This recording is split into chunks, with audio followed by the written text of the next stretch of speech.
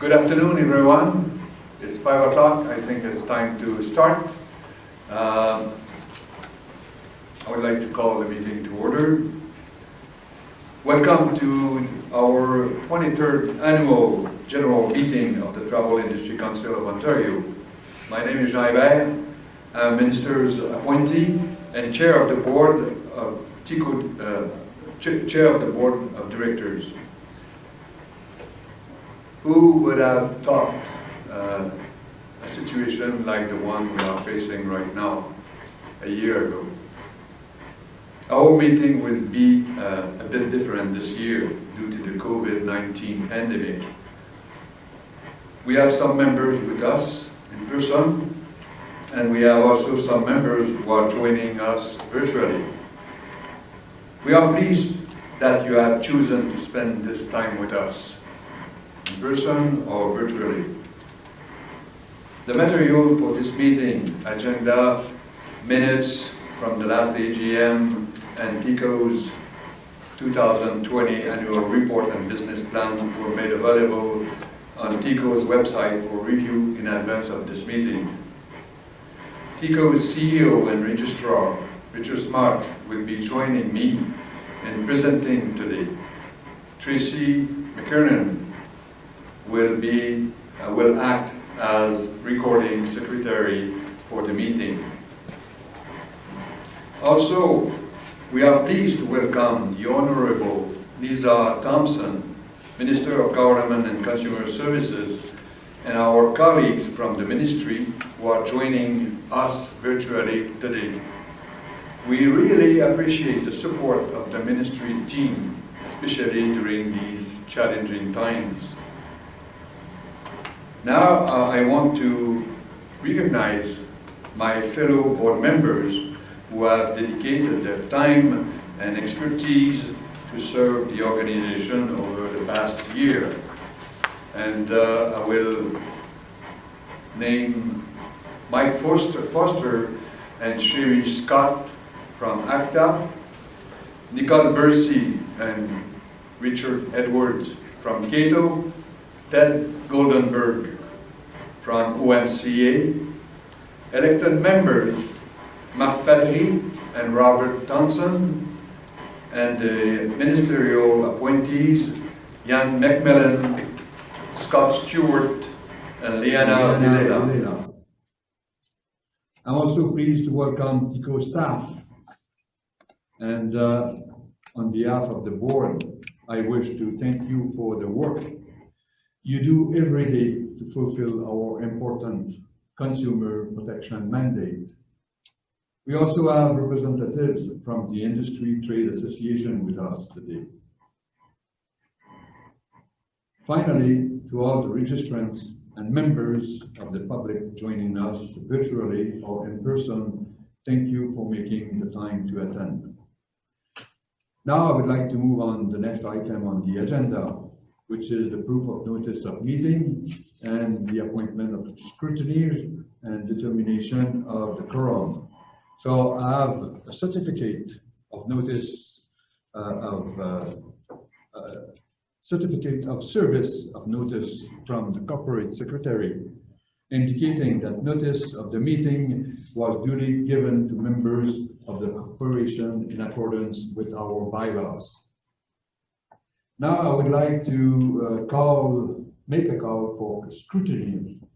So could I have a motion to nominate 2 scrutineers that will be responsible for counting the number of votes? Ian McMillan, I would like to make a motion to appoint Suzanne Janko and Sanja Skrbek as scrutineers. Thank you. Motion by Ian McMillan to appoint Suzanne Janko and Sanja Skrbek as scrutineers, seconded by Sherry Scott. Is there any other motion? None. So I can say that Susan and Sonia are appointed by acclamation. And they will be the 2 scrutineers for today. Now about the quorum. To determine whether a quorum is present for today's meeting, could all voting members please raise their voting cards?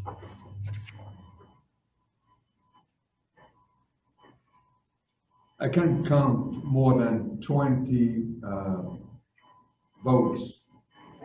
voting card votes. So it means we have the quorum being 20.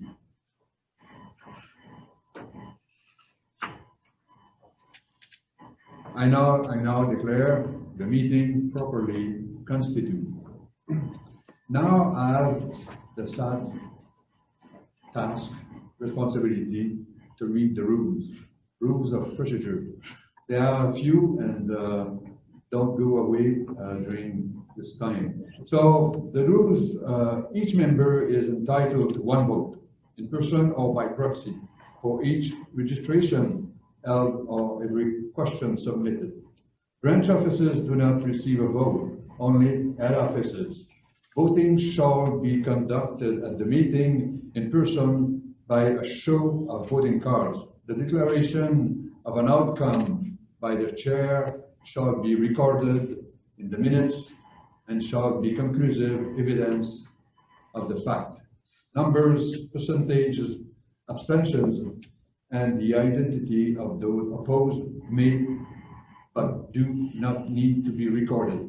A vote of the majority of those voting shall be required in order that the motion pass unless the law or bylaw require a greater number. In the case of an equality of votes, the chair shall have a casting vote. The chair has the right to limit to one the number of times an individual can speak on one issue. Persons entitled to be present are the members, the officers and auditors of the corporation, and members of the public.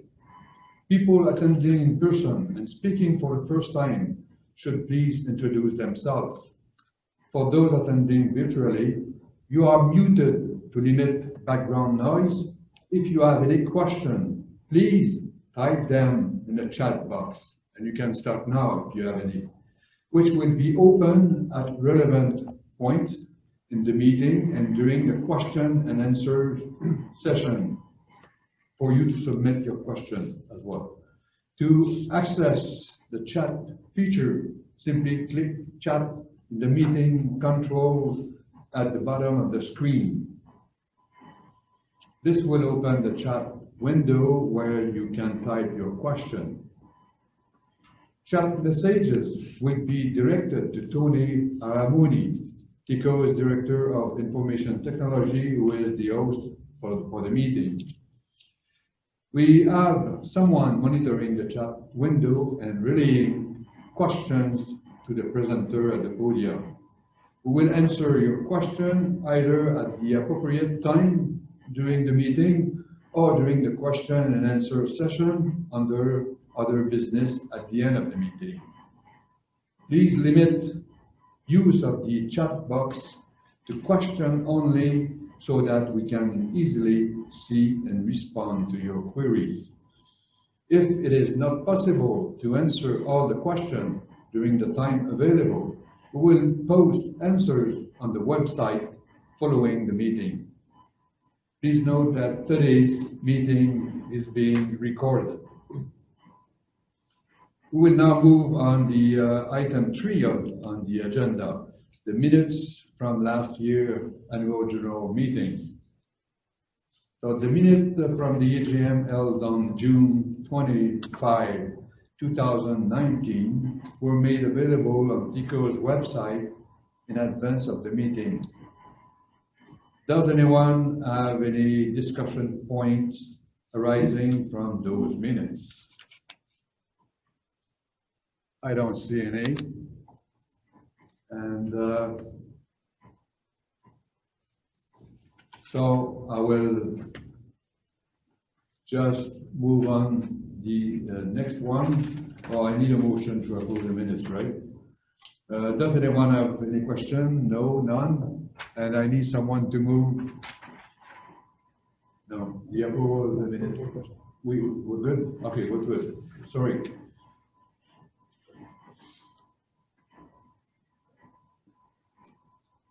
Now, as I mentioned earlier, we are very fortunate to have Minister Thompson with us today.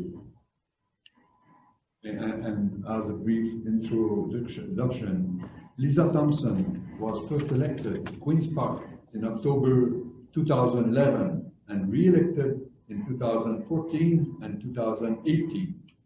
She represents the riding of Huron-Bruce as a member of the Progressive Conservative Party.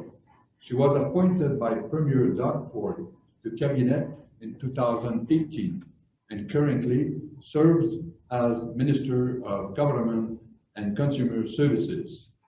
We are grateful that Minister Thompson has taken time from her busy schedule to join us today. I will now invite Minister to say a few words. Hello, everyone. Oh, hi, Minister Thompson. Very good. Happy Thank to see you. you virtually. So it's your turn, and we just would like to ask you to say a few words to the people here and virtually for the AGM, TICO AGM. Go ahead, Minister.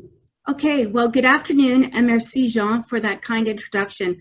And it's a pleasure to join you all this afternoon. And first, I want to congratulate Jean and thank you for your service. And I look forward to working with you, continuing to work with you during your reappointment over the next number of months.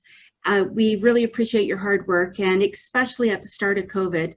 You'll recall we were in regular contact with our administrative authorities to understand and hear directly from you how the pandemic was affecting your industry. So again, in light of the pandemic, I congratulate all of you for what you're doing for your industry, and I'm glad to be able to join you at your annual general meeting. So I would like to start off by thanking the entire industry. Thank you, TICO, for all of your efforts during this very difficult time. And I would like to, on behalf of Premier Ford, the entire government, as well as my ministry, express our appreciation for the leadership that you have shown. Since the beginning of COVID-19 in Ontario, our government has been working around the clock to protect the health and well-being of Ontarians. And as Jean is very much aware of, we were also working very hard on addressing what we need to be thinking about in terms of recovery. Our efforts have included taking measures designed to help Ontario businesses weather this challenging time. We recognize the seriousness of the challenges that lie ahead, and the associated financial hardships as well that the travel industry is experiencing as a result of this pandemic that continues to spread throughout our communities. We know that the recovery period for Ontario's travel industry will likely take some time and will need our support. And in fact, I was just speaking directly to the Minister of Finance, Rod Phillips, earlier this afternoon about that very thing. How can we support the travel industry in Ontario? And we recognize that you need help now as well. And that's why we provided financial relief to the sector in order to help soften the impacts the pandemic has had on your industry to provide TICO's financial stability. As you know, an amendment to the general regulation under the Travel Industry Act was put into effect on March 30th, 2020. This change was designed to reduce burden on travel agents and wholesalers and to help travelers impacted by the pandemic outbreak. Recently, on September 1st, we announced that our government is providing funding to TICO for the 2020-2021 fiscal year. This financial support allows TICO to implement a number of waivers for all of its restaurants across the province, while also allowing TICO to maintain a focus on its important consumer protection mandate. We will continue to work with you, and we will continue to monitor the industry closely. And you can trust that we will take the necessary actions to help travel agents and wholesalers as the situation evolves.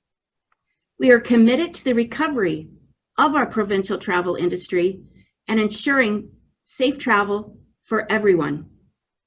I appreciate the insight my office can count on from all of you, Jean, and from TICO. Your membership over the course of the last several months has demonstrated so much value. And as an administrative authority, we really appreciate your willingness to call a spade and let us know exactly what your industry is facing. It's unprecedented times that we're facing right now, and by working with TICO, we best understand how we can help travel agents and wholesalers as well as consumers. So I invite you, all of TICO and travel agents and wholesalers across Ontario, to continue working with us. We will shore up this vital industry for our province, and we will see brighter days ahead. And again, I thank you for all you've done. You have a great presence in every community across our province. We appreciate all you do. We value your industry, and we stand with you throughout this entire pandemic.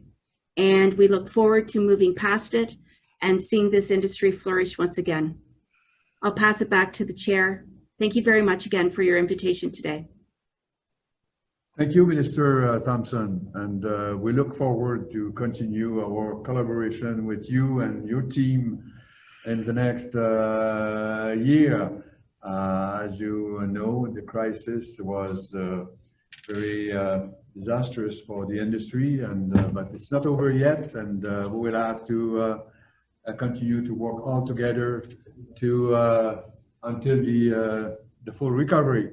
Thanks again, and looking forward to talk to you soon.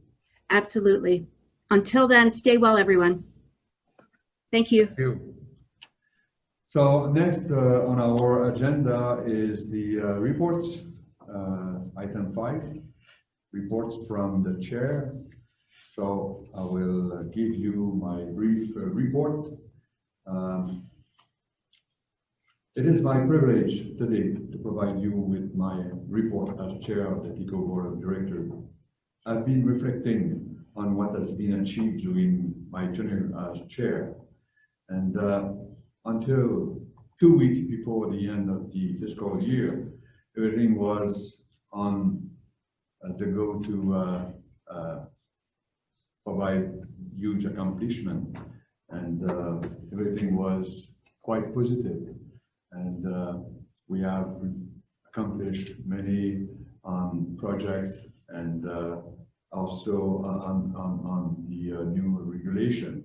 Unfortunately, we know what happened at mid-March, and you know, during the past year, we are already halfway in the new year.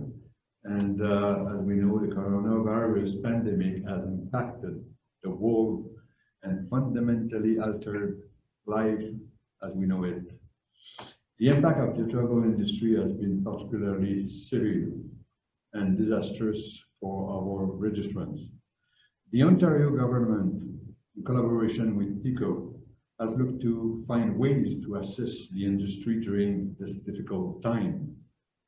Effective March 30, 2020, the regulation under the Travel Industry Act was amended to reduce burden on travel agents and wholesalers and help certain travelers impacted by the COVID-19 outbreak. Earlier this month, we announced that the Ontario government is providing, as the Minister said, financial support to Travel Industry Council of Ontario to help the travel agent wholesaler sector, but at the same time to help the consumer. The funding will allow TICO to implement a temporary registration renewal fee waiver and travel industry compensation fund payment waiver for its registrants in the year 2020, 2021. As such, travel agents and wholesalers do not need to pay their annual registration fee. And if they have done so, they will be refunded by TICO very shortly. Over the past 5 years, TICO has been focused on modernization. Following an independent governance review, the board has evolved from being operational to having a policy strategy focus with a more streamlined, efficient structure and the implementation of many governance best practices. Our consumer awareness campaign has been expanded to incorporate a digital focus, and it brought results, good results. TICO has leveraged cloud-based technology to increase flexibility, enhance collaboration, productivity, and improve data security. A comprehensive review of the Travel Industry Act and regulation was conducted, which focused on reducing financial and administrative burden on business and ensuring protection for the consumer. The board of directors, as I mentioned earlier, has worked hard over the last year, 2019-20, to provide proper guidance to our management, who has worked hard to provide the ministry this recommendation. And fortunately, some of those recommendations were implemented by the minister based on the situation that we know. Equally important, the organization has worked hard to build positive and collaborative relationship with government and stakeholder groups. While we may not always see eye to eye on every issue, we can come together to have meaningful discussions on the challenge facing the industry and look for workable solutions.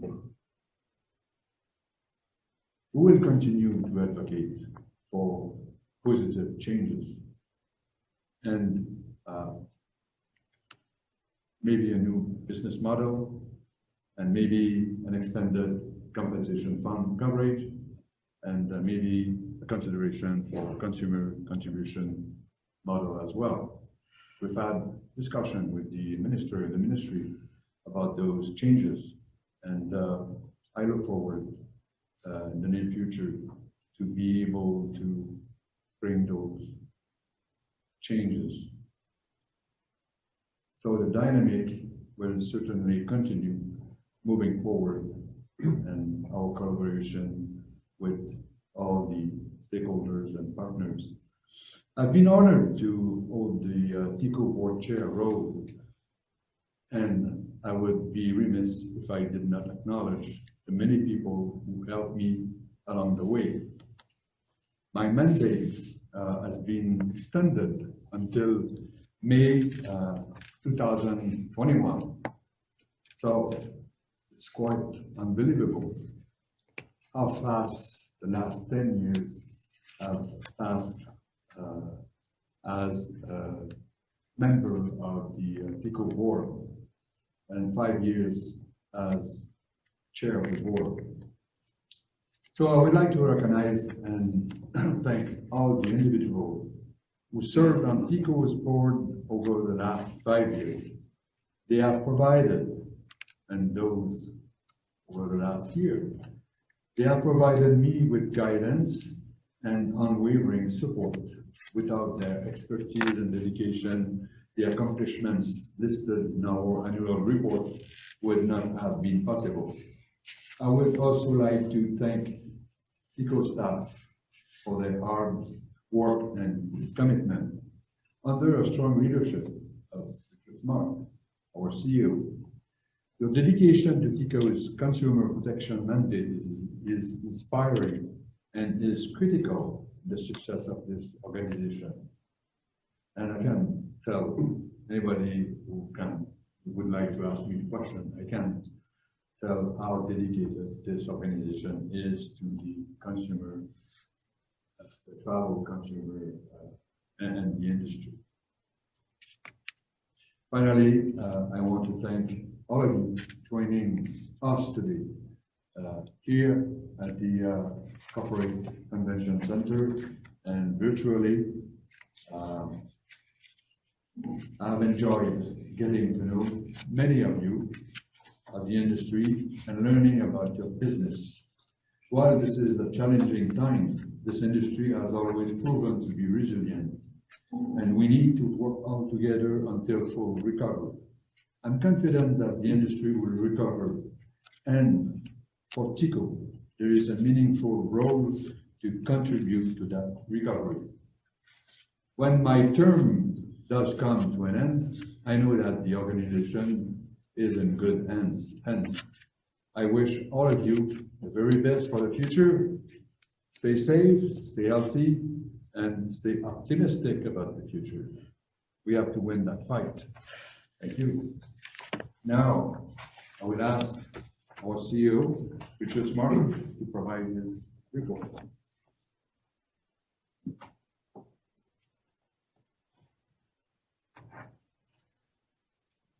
Thank you, Mr. Chair. If you don't mind, I think I'll take this off. A little easier to articulate without the mask on at the podium. Before I start my formal remarks, I'd just like to acknowledge one of our strong partners, ACTA, and President and CEO Wendy Parody, who shared comments of appreciation just a moment ago in the chat box, thanking the minister personally and the ministry team for their support of TICO in the industry through these difficult times. So I thought I would just call that out.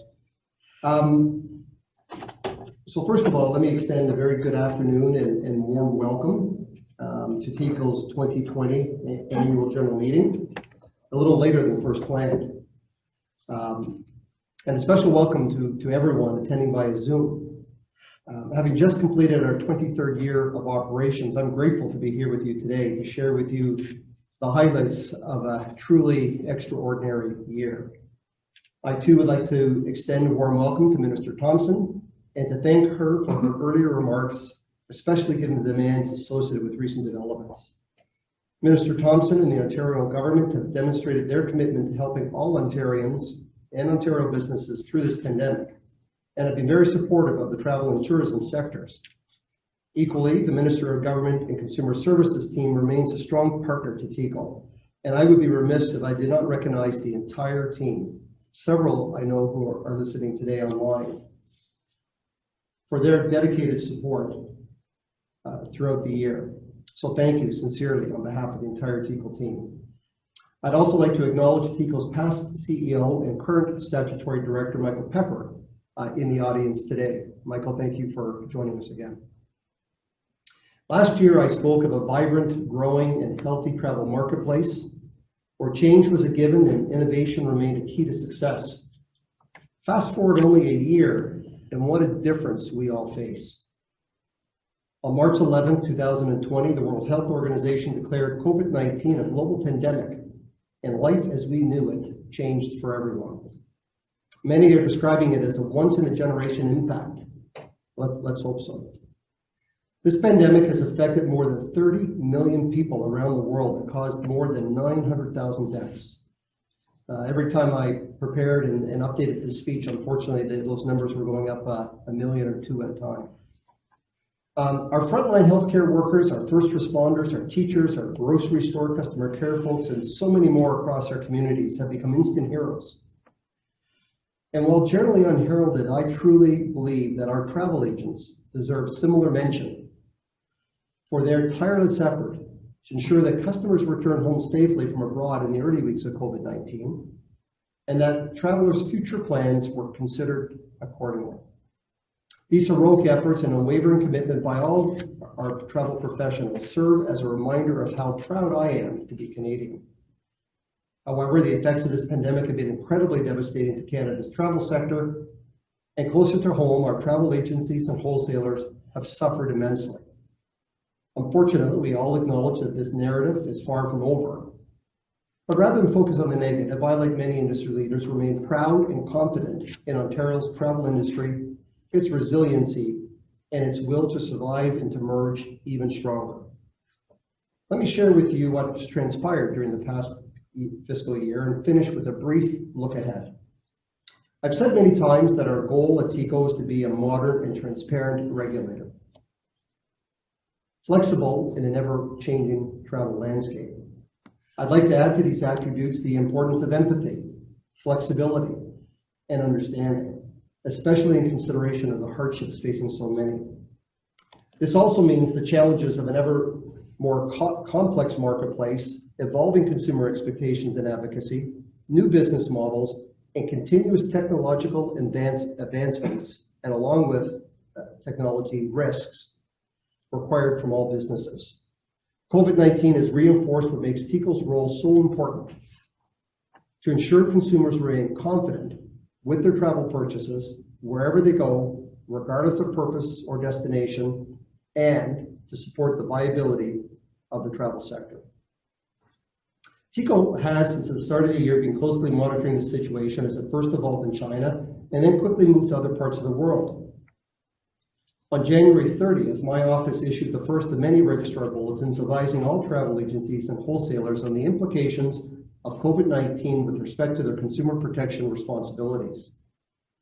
Since this time, we've issued more than a dozen bulletins explaining implications, announcing important regulatory changes, and communicating various important updates. During this time, we've also addressed a surge of consumer calls and, yes, complaints, as we deal with the uncertainties and financial challenges facing so many consumers whose travel plans were severely disrupted. On March 30th, shortly after the declaration of the pandemic, the Government of Ontario and TECO announced an important regulatory update aimed at assisting travel agencies and wholesalers facing overwhelming financial and operational challenges. For consumers, there was also important enhancements to consumer protections available during the pandemic. These changes were acknowledgement of the overwhelming challenges facing agencies and wholesalers and consumers, and a show of positive support during this great time of uncertainty. Specifically, these March 30th enhancements included eliminating review engagement reports for small businesses with annual sales of less than $2 million, eliminating audit reports for larger travel agencies and wholesalers with annual sales of greater than $10 million, removing working capital thresholds and instead requiring travel agencies and wholesalers to maintain positive working capital, and giving the TECO the discretion to grant agencies and wholesalers an extension on their financial reporting obligations. Further, we provided a time-limited exemption until March 31st, 2021, allowing travel agencies and wholesalers who acquire the rights to travel services or package travel services to only provide a voucher for future travel services. We expanded coverage under the Travel Industry Compensation Fund for consumer claims involving vouchers or similar documents that may be eligible for reimbursement. And temporarily, we expanded coverage under the Travel Industry Compensation Fund until March 31st, 2022. So consumers with unredeemed vouchers issued by a registrant that cannot be redeemed due to the failure associated with COVID may be eligible for reimbursement. Starting early April and through the summer, TECO also implemented rolling 90-day fee deferrals to alleviate current financial pressures on travel agencies and wholesalers whose focus was on their customers and in carefully managing their cash flows for the benefits of those customers and their operations. Through the financial support of the Ministry of Government and Consumer Services, these deferrals were recently replaced on September 1st with a temporary renewal fee waiver and compensation fund payment waiver for fees owing to TECO for the period of April 1, 2020 to March 31st, 2021. This temporary fee waiver is a first for TECO, reflecting the government's recognition of the extraordinary nature of the COVID-19 pandemic that it has had on Ontario businesses and our ongoing commitment to do our part in helping travel agencies and wholesalers throughout the pandemic. Recognizing the severity and prolonged impact the pandemic is expected to have on the entire travel sector and the broader business community, the Government of Ontario made a difficult decision to pause the comprehensive review of the Travel Industry Act and regulation, which was ongoing at the time. Any additional proposals identified in the Ministry's December 2019 announcement are being reassessed. I'm pleased to share with you today the Board of Directors' support of TECO's vision and mission statements and their ongoing commitment to a strong framework of consumer protections. This past fiscal year was a very busy year for the organization as we continued our focus on our core mandate of consumer protection. We remained focused on our business plan priorities, and we executed on a broad service mandate while also seeking cost efficiencies and giving thoughtful consideration to an enhanced future business model and funding model. Clearly, there's considerable work to do in this latter area, and this is reflected in our 2020 business plan. Earlier this year, we were all shocked at the inhumane and unjust death of George Floyd and other similar social injustices reflective of a broader systemic racism in society today. As an organization, we've begun to reflect on these issues, and we've agreed to say nothing is not acceptable. Our team at TECO are actively engaged in considering our response to Black Lives Matters and other forms of systemic racism. There's never been a better time to demonstrate our ongoing commitment to inclusiveness, equality, and to strength and diversity both within our work environment and within our broader communities. While past financial performance seems somewhat outdated given today's challenges, I'd like for you to understand that everyone at TECO remains committed to our fiduciary responsibilities. We have strong governance and oversight, a robust planning and budgeting process, a system of internal controls and solid monitoring, all to ensure we manage monies provided by you, our registrants, in the most cost-effective manner. We achieved our bottom line budget this past year, despite the early and deep impacts of COVID-19 experienced late in the fiscal year. While revenues fell short of budget expectation and were lower than the prior year by 1.9 million, we largely offset this shortfall with another relatively low year of consumer claims against the compensation fund and much lower operational expenses. While lower than the prior year, TECO's excess of revenues over all expenses was $532,000, achieving our budget commitment. Registrations, however, as of March 31st were 2,096, reflecting a decline of 11% over the prior year. The impact of COVID-19 at year-end was evident as many travel agencies and wholesalers struggled to renew their registrations on time. Our registration department worked diligently, demonstrating patience and understanding with agencies and wholesalers in addressing these renewal issues.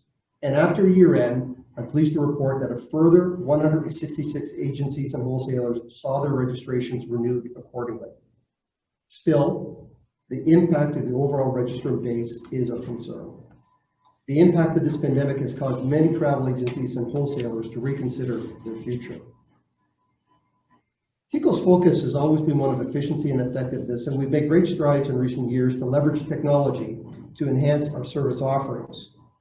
The constant challenge to do more with less has resulted in a hard but necessary cost reduction program over this past year.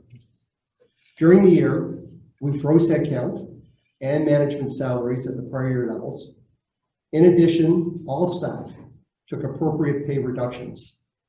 We reduced our planned consumer awareness spending campaign by 36%, and we cut all other discretionary spending by at least 10%. All totaled, TECO was able to reduce its actual operational expenses of $4.6 million by $276,000, or 6% reduction on a year-over-year basis. And compared to budget, the organization reduced its operational expenses by over $700,000, or 13%.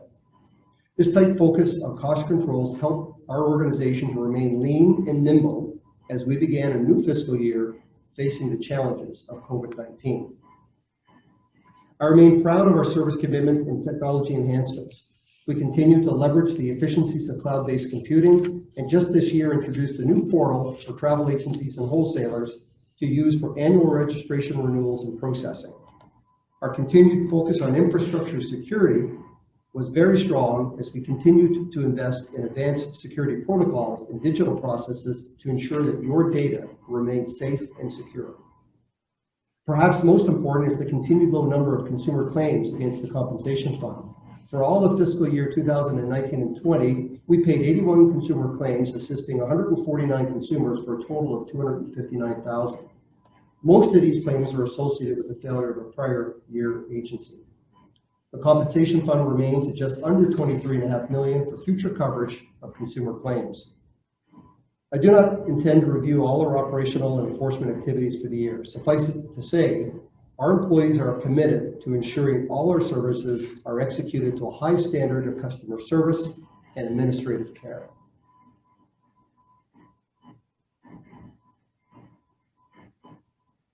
Similarly, our consumer and registrant awareness program remains a key pillar of our consumer protection mandate.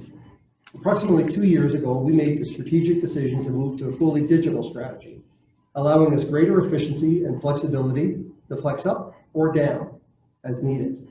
We continued this focus during this past fiscal year, albeit at a lower spending level, and were able to generate positive results with consumers and travel agencies and wholesalers. Our goal is to raise unaided awareness of the benefits of consumers purchasing of travel from registered travel agencies and professionals, and not to forfeit the consumer protections available. I believe we continue to make solid progress in this area, and I'm particularly happy with the use of our social media to advance our key messages. As employees, we spend considerable time together at TECO, and our view our role as regulator with a high degree of professionalism and commitment. We also view our role beyond the underlying legislation and have had an ongoing commitment to corporate social responsibility, or CSR. While past AGMs have highlighted some of our initiatives and our community partners, today I wish only to advise you that CSR remains vibrant and very, very important to all employees as we remain committed to the broader communities in which we operate. A few examples of our CSR activities have been highlighted on the slides. With last fiscal year now well behind us, we continue to look to the future.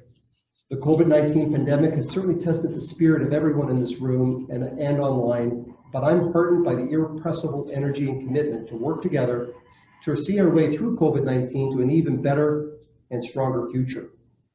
So far, we've experienced some contraction of TECO's registrant base as some agencies and wholesalers simply find it time to gracefully retire, while other registrants look to consolidate their operations. At TECO, the organization and the board of directors remain strategically focused on 3 overarching priorities: consumer protection, awareness and education, and organizational effectiveness. While legislative enhancement is always a consideration, there are many other objectives identified herein as we strive to achieve our overall vision and mission. During this pandemic, we believe TECO has an important leadership role to reassure consumers of the resiliency of Ontario's travel industry, to amplify the Ontario government's focus on safety and appropriate pandemic protocols, but central to our mandate to promote the importance of working with TECO registered travel agencies, wholesalers, and travel professionals as it applies to future consumer travel purchases. Consumers need to be reminded of the consumer protections available to them and the commitment of Ontario travel agencies to support this framework. We all look forward to traveling again, but must do so safely and within a very different travel environment. Our annual report and business plan has been updated with a refreshed look this year and is available on our website for review. We've included our 3-year business plan financial projections in the plan, which reflect a very different outlook from prior years. While it's difficult for anyone to predict, we anticipate the industry may take up to 3 years to recover to levels seen prior to the pandemic. These projected deficits will require further consideration of our funding model, key initiatives in our business plan, and as well our continued focus on tight expense management. These projections, however, do not reflect possible future legislative changes now paused and under assessment by the government. Finally, I want to assure you that our team understands the challenges facing consumers and the travel industry. We recognize the implications of this pandemic to the consumer and the significance of the pandemic on your future. Both the Ontario government and TECO remain committed to a strong system of consumer protections and the long-term viability of the travel sector. In the months and quarters ahead, we will remain both diligent and proactive in our role as regulator to ensure consumers understand the importance and the value of the travel agency and the benefits of purchasing travel through registered travel agencies. More so, we have and will continue to take a leadership role to work with industry to see us through these current hardships so that Ontario remains an attractive market in which to serve consumers. We truly are all in this together. Throughout COVID-19, there remains an incredible and ingrained passion and innovative spirit by all stakeholders, including government, industry, and TECO, for ensuring the consumer experience is both positive and protected for years to come. Thank you to the TECO's Board of Directors who continue to provide their expertise, insights, and invaluable guidance to me and our leadership team. And finally, a special thank you to my entire team at TECO, who I know demonstrated deep passion and dedication to those who we are and what we stand for as an organization. We have a strong set of corporate values as reflected in an incredible corporate culture, and I'm eternally grateful for the recognition and demonstration of these core values every day. Without this great team, I would not be here today. And so that concludes my comments, and it's now time to move to our audited financial statements and auditor's report. Thank you.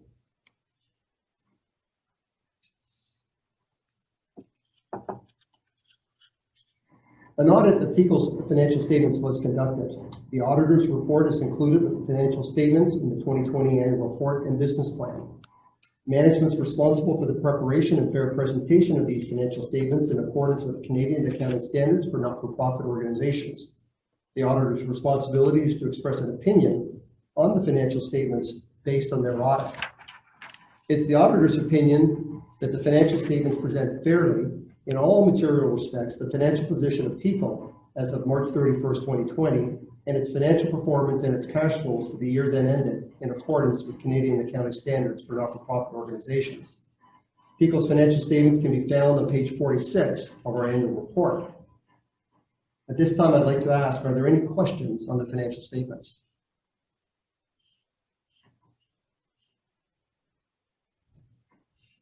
And for those attending virtually, please type any questions into the chat box.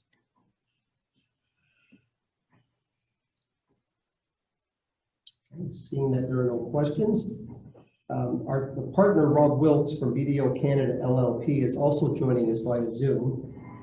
Does anyone in the room or online want the auditor to read his report, or can I have a motion to dispense the reading of the auditor's report? I move to dispense with the reading of the auditor's report.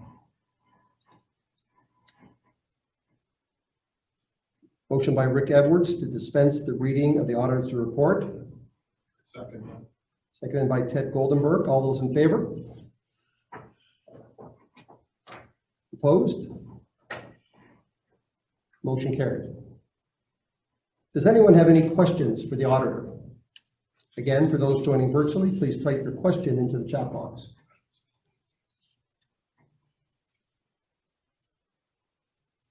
Okay. The next item on the agenda is the appointment of auditors for the next fiscal year. TECO's Board of Directors is recommending BDO Canada LLP as TECO's auditors for fiscal year 2020-2021. Are there any questions about BDO Canada LLP before the chair seeks a motion? Again, for those joining virtually, you can type your questions into the chat box.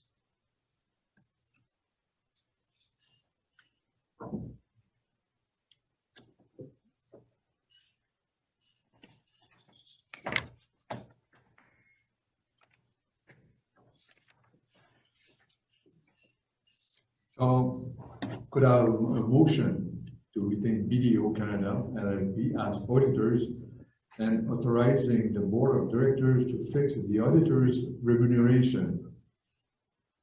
I move to retain BDO Canada LLP as auditors. A motion moved by Mike Foster. Is there someone to second? Motion is seconded by Scott Stewart. All those in favor? Opposed? Motion carried. Now we are moving on to item 7, the announcement of results of election and composition of the new TECO board. I will now announce the result of the election and the composition of the new TECO board. By way of background, the board consists of 11 individuals. two named by the Association of Canadian Travel Agencies, ACTA, two named by Canadian Association of Tour Operators, CATO, one named by the Ontario Motor Coach Association, OMCA, four appointed by the Minister of Government and Consumer Services, and two elected by registrant members. The two elected members on the board this year were McPatry and Robert Thompson. As McPatry's term is completed, there was one elected retail or wholesale position open on the TICO Board of Directors. The position is for a 2-year term. TICO sought nomination for the open position. Only one eligible nomination was received. As a result, the successful candidate by acclamation is Doug Ellison. Doug founded Ellison Travel and Tours in 1980. The company is celebrating 14 years in business this year. Prior to opening his travel and tour business, Doug spent 14 years in education at the high school level, where he organized school tours, sparking his interest in travel. Ellison Travel and Tours focuses on group, corporate, and vacation travel with an emphasis on customized group travel. Doug recognizes the importance the travel industry to the economy and in fostering tolerance and understanding of cultures. Congratulations, Doug. So I will just make the announcement of the new TICO board for 2020-2021. And the two directors named by ACTA are Mike Foster and Sherry Scott. The two directors named by CATO are Nicole Bursey and Richard Edwards. The director named by OMCA is Ted Goldenberg. The two elected directors are Robert Townsend and Doug Ellison. The four individuals appointed by the Minister of Government and Consumer Services are myself, Jan McMillan, Scott Stewart, and Leona Villela. On behalf of the board and management, I want to welcome Doug Ellison, and we look forward to working with you over the next year, Doug. I would like to thank you now, our retiring board member, Mark Patry. Mark most recently served on Regulatory and Business Strategy Committee and the Governance and Human Resources Committee. Thank you, Mark, for your insight, your dedication, commitment to advancing TICO's consumer protection mandate. Mark is on Zoom right now, and thanks, Mark. Now we move on item 8, other business. Does anyone have any other business they would like to raise at this meeting, or any question regarding TICO's annual report or business plan that they would like to address? We do have one question from Zoom. The COVID-19 health and economic crisis has had a catastrophic financial impact on Ontario travel agencies and tour operators. Our businesses are still experiencing close to a 90% plus drop in revenue. To avoid mass bankruptcies, financial aid will need to continue well into 2021. Can we count on the Ontario government to waive TICO fees right through to the end of 2021? Go ahead, Richard. Thank you for that question. First of all, I'd like to acknowledge, as I think I said in my remarks, we are very aware of the pain and suffering and challenges and difficulty that all our travel agencies and wholesalers are experiencing right now. And I can assure you that we are in regular contact with our team, our policy team at the Ministry of Government and Consumer Services, And we have had regular contact with the minister's office and the minister herself through various online calls and virtual calls. The financial relief that was announced this year on March 30th, and then the fee waivers that were announced on September 1st, we recognize will be helpful for this year, and they're in place until the end of the fiscal year. We are in discussions with the ministry, as I said, all the time, to talk about the future. It's just a bit premature right now to make any commitment beyond the current fiscal year. But you have my assurances that this is a subject that we continue to have with the ministry, and we will keep registrants informed accordingly. Thank you.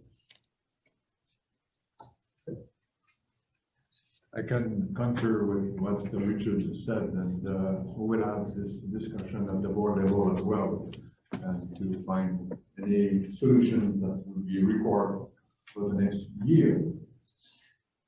From the room here, is there any question? None? We don't have any more questions? Okay. So now we are at the conclusion of this meeting. And we have a question? Tony? Yep. Can you read the question? Denise? Another question from online.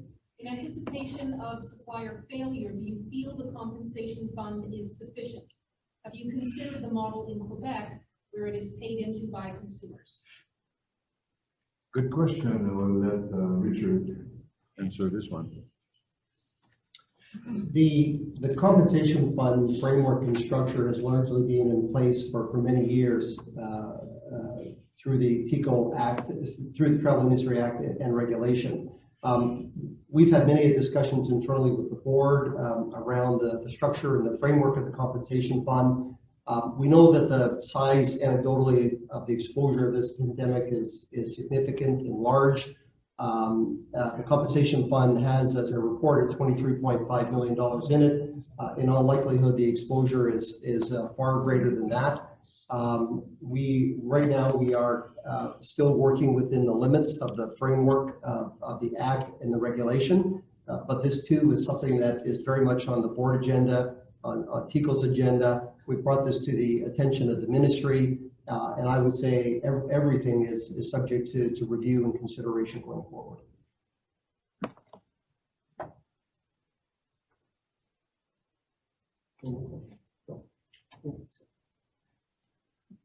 Thank you for the questions.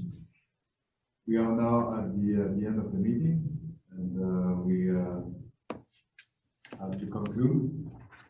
And I will ask someone to move a motion to adjourn. I would motion to adjourn. Motion moved by Sherry Scott. Someone to second? Scott Stewart is second the motion. All those in favor? No one opposed? So our 23rd annual general meeting is adjourned, and hopefully see you next year. Thank you.